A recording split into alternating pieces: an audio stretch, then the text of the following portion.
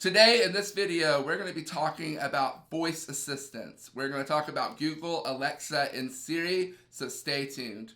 Hey smart home enthusiast, I'm Kyle Wright and I'm your smart home butler. If you want to be educated, empowered, and informed about everything smart home technology, then go ahead and click the subscribe button and click the bell so you can get notifications about future videos. So let's talk about Google products. I absolutely love the Google Home Mini. I have multiple of them around my house.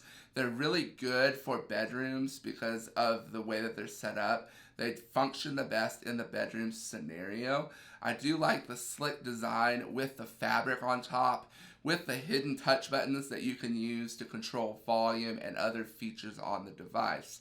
If you're wanting a device for a bigger living area, like a living room, a den, or maybe even a basement, then you may want to look at the traditional Google Home.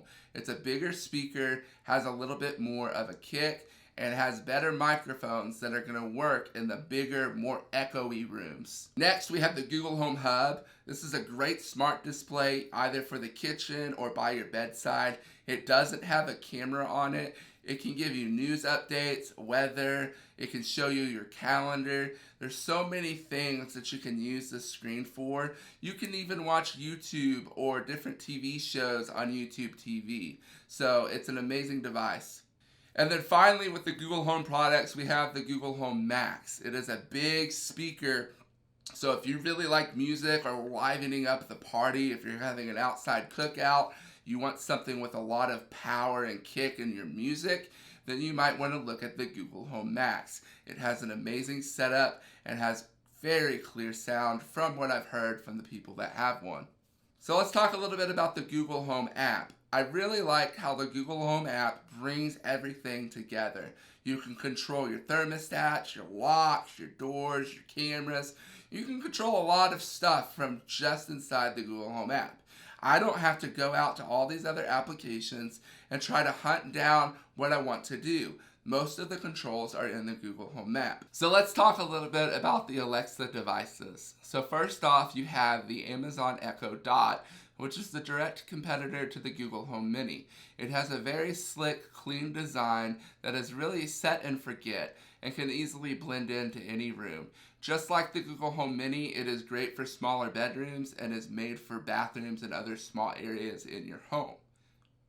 So next you're going to have the Amazon Echo, which is going to be your direct competitor to the Google Home.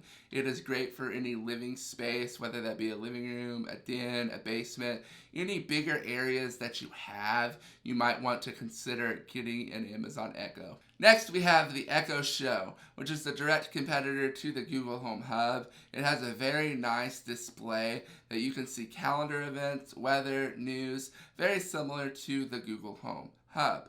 One thing that I think sets Amazon Alexa apart from its other competitors is that it does focus on some kid-friendly devices, like the Echo Dot for kids. It's a great, fun way to allow your kids to use a voice assistant, and the great thing is it's safe. It has parental controls.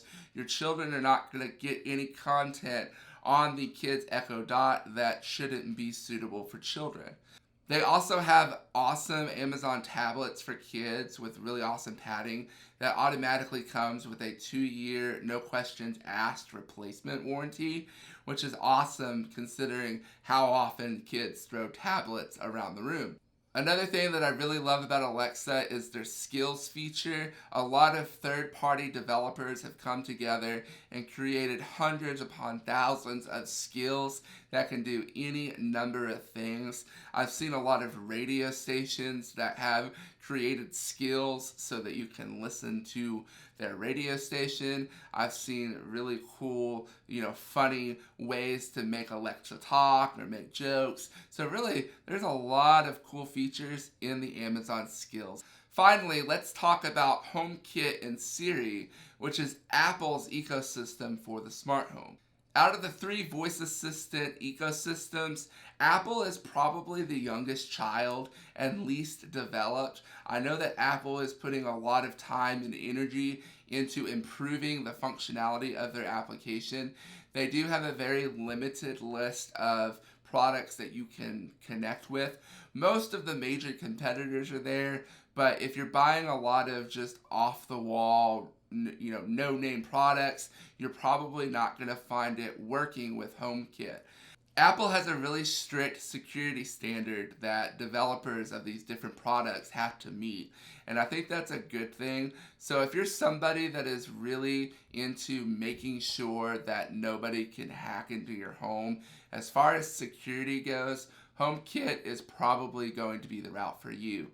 Unfortunately, in order to operate HomeKit devices to do any sort of automations, you will have to have either an Apple TV or a HomePod in your home.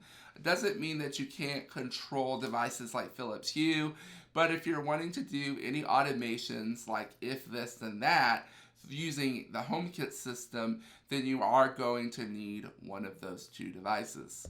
So question of the day, which assistant are you using? And what do you like about it and what do you not like? Let me know in the comments below. I would love to hear what you have to say. Go watch our next video in this series where we talk about smart home devices in episode 3. You're going to find that here. If you haven't watched the previous video about networking, then I'm going to link you to the playlist down below. Go check that out. And if you haven't subscribed already, hit the subscribe button. Thank you.